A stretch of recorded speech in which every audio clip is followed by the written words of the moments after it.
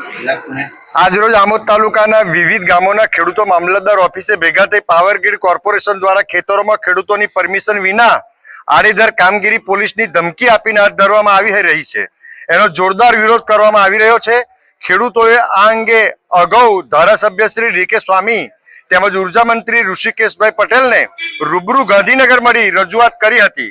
ત્યારે તેઓએ વર્તનના પ્રશ્નો ઉકેલ્યા વિના કામગીરી હાથ ધરવામાં આવશે નહીં એવી મૌખિક ખાતરી પણ આપી હતી। તેમ છતાં પાવર ગ્રીડ દ્વારા કામગીરી હાથ ધરવાની કવાયત હાથ ધરતા ખેડૂતોમાં રોષ ભભૂકી ઉઠ્યો છે અને જો આ કામગીરી શરૂ કરાશે તો ખેડૂતો ભેગા મળી પ્રતિકાર કરશે અને જરૂર પડે રસ્તા રોકો આંદોલન કરતા પણ ખચકાશે નહીં અને અશાંતિ પેદા થશે તો તંત્રની સંપૂર્ણ જવાબદારી રહેશે।